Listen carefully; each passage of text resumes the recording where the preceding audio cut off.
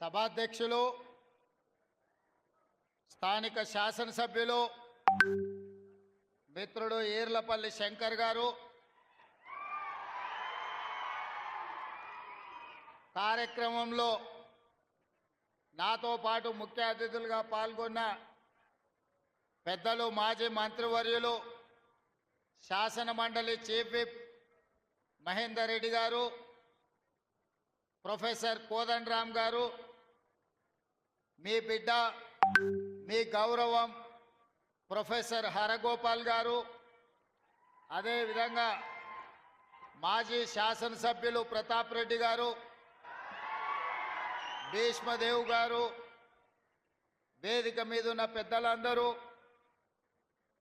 Cyberabad commissioner గారు, రంగారెడ్డి జిల్లా collector గారు, జిల్లా స్థాయి నాయకులు, మండల స్థాయి నాయకులు, ప్రాణ సమానులైన కాంగ్రెస్ పార్టీ కార్యకర్తలందరికీ కూడా మనస్ఫూర్తిగా ధన్యవాదాలు, కృతజ్ఞతలు తెలియజేస్తున్నా. 3-4 రోజుల క్రితమే నిర్ణయం అయిన మొగిలిగిద్ద గ్రామ ప్రతిష్ట తెలంగాణ రాష్ట్రానికే ఒక్క గౌరవాన్ని తెచ్చిపెట్టిన 150 సంవత్సరాలు పూర్తి చేసుకుంటున్న పాఠశాల. ఏ పాఠశాలలైతే హైదరాబాద్ సంస్థానం ప్రజాపాలనలకు వచ్చిన తర్వాత మొట్టమొదటి ముఖ్యమంత్రిని అందించిందో, పరిపాలనలోనే మార్పులు తీసుకురాగలిగిన శక్తి సామర్థ్యాలు ఉన్న బూర్గుల రామకృష్ణారావు గారిని, రాజకీయ దురంధరుడు, ఎవరు పేరు చెప్పినా రాష్ట్ర జాతీయ రాజకీయాలలో ఎప్పటికీ వన్నెదగ్గని మర్రి చెన్నారెడ్డి గారిని, ఉత్తరప్రదేశ్ గవర్నర్గా పనిచేసిన పెద్దలు సోషలిస్టు నాయకుడు సత్యనారాయణ రెడ్డి గారిని, అదేవిధంగా గతంలో విద్యాశాఖ మంత్రిగా పనిచేసిన శ్రీనివాసరావు గారిని, ఈరోజు వేదిక మీద ఉన్న పౌరుల యొక్క హక్కులకు భంగం కలిగినప్పుడు ఎక్కడికైనా నిర్భయంగా అక్కడికి వెళ్ళి ఆ ప్రజలకు జరుగుతున్న అన్యాయాలను ప్రపంచం దృష్టికి తీసుకొచ్చి పాలకులకు ఇష్టం ఉన్నా లేకపోయినా ప్రజల యొక్క హక్కుల కోసం కొట్లాడే పెద్దలు హరగోపాల్ గారికి, వీళ్ళందరినీ కూడా ఈరోజు ఈ కార్యక్రమానికి ఆహ్వానించి ఇంత పెద్ద కార్యక్రమాన్ని ఏర్పాటు చేసినందుకు మిమ్మల్ని అందరినీ మనస్ఫూర్తిగా అభినందిస్తున్నా. మిత్రులారా, పాలమూరు బిడ్డగా, తెలంగాణ రాష్ట్ర 2వ ముఖ్యమంత్రిగా ఈరోజు 150 సంవత్సరాలు పూర్తి చేసుకున్న మొగిలిగిద్ద పాఠశాలను ఆధునీకరించడానికి ఈ కార్యక్రమంలో పాల్గొనడం ఇది నాకు ఒక గొప్ప గౌరవం అని చెప్పి నేను ఈ సందర్భంగా తెలియజేస్తున్నా. ఆనాడు నిజాం పాలనలో ఉర్దూలో ప్రారంభమైన ఈ పాఠశాల ఈరోజు ఈ స్థాయిలోకి రావడం, ఈ గ్రామం ఆదర్శంగా నిలబడాలన్న ఆలోచనతో ఇక్కడ పాఠశాలలతో పాటు జూనియర్ కాలేజ్తో పాటు ఈరోజు అడ్వాన్స్ టెక్నాలజీ సెంటర్లను అందించి పాఠశాలకు ఒక 10 కోట్ల రూపాయలు, మొగిలిగిద్ద గ్రామం కోసం సీసీ రోడ్ల కోసం 5 కోట్ల రూపాయలు, అదేవిధంగా లైబ్రరీ కోసం, గ్రామ పంచాయతీ బిల్డింగ్ కోసం 1 కోటి రూపాయలు, అదేవిధంగా మైనారిటీ షాదీఖాన కోసం మా మిత్రుడు ఈర్లపల్లి శంకర్ గారు అడిగినరు. తప్పకుండా వాటిని కూడా మంజూరు చేసి మొగిలిగిద్ద గ్రామాన్ని అభివృద్ధి చేసే బాధ్యత ఈరోజు తెలంగాణ రాష్ట్ర ప్రభుత్వం తీసుకుంటుంది.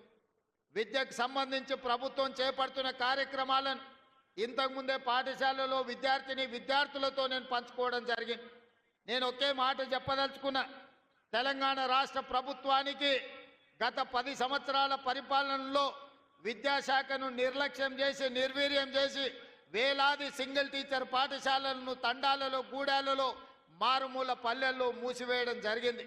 యూనివర్సిటీ వైస్ ఛాన్సలర్లు కానీ, అధ్యాపకులను కానీ, ప్రొఫెసర్లను కానీ, అసోసియేట్ అసిస్టెంట్ ప్రొఫెసర్లను కానీ నియమించకపోవడం వల్ల ఈరోజు కాకతీయ, ఉస్మానియా లాంటి యూనివర్సిటీలు ప్రతిష్ట కోల్పోయి ఈరోజు విద్యకు పేదలు దూరమయ్యే పరిస్థితి వచ్చింది. అందుకే మన ప్రభుత్వం ప్రజాపాలన వచ్చినెంబడే విద్య మీద పెట్టేది ఖర్చు కాదు, విద్య మీద పెట్టేది పెట్టుబడి. ఈ దేశ భవిష్యత్తు తరగతి గదుల్లోనే ఉంది.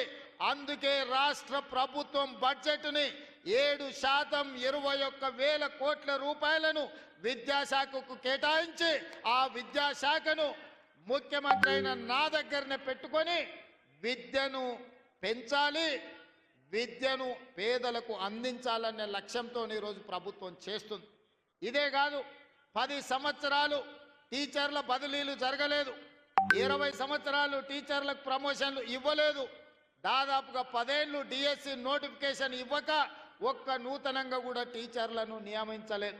అందుకే మా ప్రభుత్వం వచ్చిన మొదటి సంవత్సరంలోనే 21,000 మంది టీచర్లకు ప్రమోషన్లు ఇవ్వడమే కాదు, 35,000 మంది టీచర్ల బదిలీలు చేసి ప్రతి ప్రాంతానికి ఈరోజు టీచర్లను అందించే ప్రయత్నమే చేసినాం.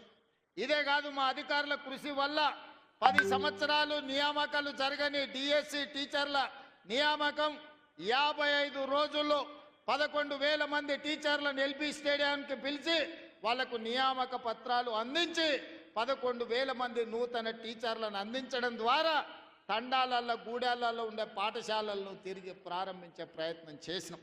ఇదే కాదు, young India skills university, young India sports యూనివర్సిటీని ఐటీఐలు నిర్వీర్యం అయిపోతే సాంకేతిక నైపుణ్యాన్ని పెంచాలని 75 ఐటీఐలను ఈరోజు అడ్వాన్స్డ్ టెక్నాలజీ సెంటర్లుగా 2,400 కోట్ల రూపాయలతోని టాటా సంస్థతోని ఒప్పందం చేసుకొని తెలంగాణలో ఉన్న యువతీ యువకులకు సాంకేతిక నైపుణ్యం నేర్పాలి, ఈ సాంకేతిక నైపుణ్యం ప్రపంచంతో పోటీ పడే విధంగా ఉండాలి అని మన సింగపూర్కి వెళ్ళి సింగపూర్ ప్రభుత్వంతో కూడా ఒప్పందం చేసుకొని సింగపూర్ ప్రభుత్వం నుంచి మన దగ్గర విద్యార్థులకు శిక్షణ ఇచ్చే విధంగా అక్కడి నుంచి ట్రైనింగ్ ఇచ్చే వాళ్ళని తీసుకొచ్చడానికి ఒప్పందం చేసుకున్నాం. ఇయాల అమెరికాలో ఉండే స్టాన్ఫర్డ్ యూనివర్సిటీని కూడా మనం ప్రయత్నం చేస్తున్నాం. మన తెలంగాణలో ఉండే విద్యార్థులకు శిక్షణ ఇవ్వడానికి ఒక ఎంఓయూ చేయాలని ఇవాళ ప్రయత్నం చేస్తున్నాం. ఎందుకంటే ఇవాళ ప్రపంచంలో పోటీ పెరిగిపోయింది. సర్టిఫికెట్లు ఉంటేనో, డిగ్రీలు ఉంటేనో, పట్టాలు ఉంటేనో ఇవాళ ఉద్యోగాలు వచ్చే పరిస్థితి లేదు. నీ పట్టా ఏదున్నా నీ నైపుణ్యం ఎంతున్నదని చెప్పి ఇవాళ పోటీ ప్రపంచం అడుగుతున్నది. అందుకే పట్టాలతో పాటు సాంకేతిక నైపుణ్యాన్ని పెంచాలి అని చెప్పి ఈరోజు ప్రభుత్వం నిరంతర కృషి చేస్తున్నది. ఆ బాధ్యతను స్వయంగా నేనే పర్యవేక్షిస్తున్నా అని చెప్పి నేను ఈ సందర్భంగా తెలియజేస్తున్నా.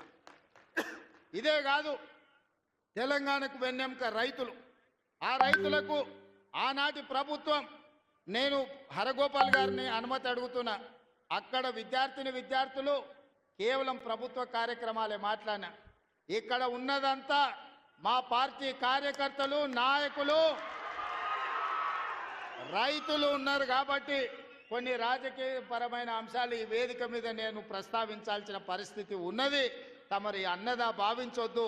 ఎందుకంటే మా కార్యకర్తలు నిరుత్సాహంతో మళ్ళీ ఊరికి పోతారు నేను మాట్లాడకపోతే. సార్ వచ్చిండు, పెద్దసారి చెప్పినట్టే మాకు చదువు చెప్తే ఏం లాభం, రాజకీయం మాట్లాడకపోతే ఎట్లా అని చెప్పి మా వాళ్ళు అనుకునే ప్రమాదం ఉంది. అందుకే కొన్ని రాజకీయపరమైన అంశాలు కూడా ఈ వేదిక మీద నుంచి ప్రస్తావించాల్సిన బాధ్యత నా మీద ఉన్నది.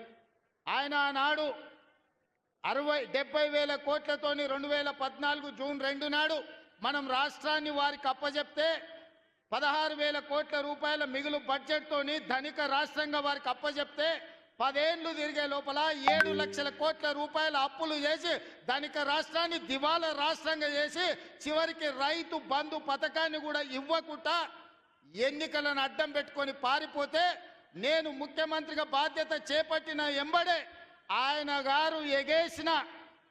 గారు ఎగ్గొట్టిన రైతు భరోసా పథకంలో 7,625 కోట్ల రూపాయలు 3 నెలల్లోనే 72 లక్షల రైతుల ఖాతాలో వేసి ఎగ్గొట్టి పారిపోయిన ఆయన కాదు, ఇప్పుడు బాధ్యత తీసుకున్న మీ సోదరుడు మీ రైతు భరోసా పథకాన్ని అమలు చేస్తా అని ముఖ్యమంత్రిగా అధికారం చేపట్టిన 3 నెలల్లోనే రైతు భరోసా పథకం రైతు ఖాతాలో వేసిన. ఇదే కాదు, ఆనాడు 2014లో 1,00,000 రూపాయల రుణమాఫీ అన్నాడు, ఆ తర్వాత 4 విత్తనాలు అన్నాడు. అసలు మిత్తి ఆయన ఆ ఖాతాలు వేసి 5 ఏళ్లకు ఆయన ఇచ్చిందంత మిత్తికే సరిపోయింది. అసలు అట్లనే రైతుల నెత్తి మీద మిగిలిపోయింది. మళ్ళీ 2018లో అదే మాట ఇచ్చిండు. అప్పుడేదో చెప్పినా సోయి లేక ఇప్పుడు మళ్ళా ₹1,00,000 హామీ ఇస్తున్నా, మళ్ళీ మీకు చేస్తాను. అధికారంలోకి వచ్చిన ఎంబడే మళ్ళా పాడిందే పాడరా పాసుపండ్ల దాసరి అన్నట్టు మళ్ళీ 4 విడతలు అన్నాడు, నట్టేట ముంచెండు. చివరికి ఆయన 2014 నుంచి 2023 డిసెంబర్ వరకు ఆయన రైతు రుణమాఫీ చేసింది 18,000 కోట్ల రూపాయలే. 2018 నుంచి 23 వరకు 11,000 కోట్ల రూపాయలు రైతుల ఖాతాలో వేస్తే అందులో 8,500 కోట్ల రూపాయలు మిత్తికే సరిపోయి ఆయన చేసిన రైతు రుణమాఫీ నికరంగా 3,000 కోట్ల రూపాయలే.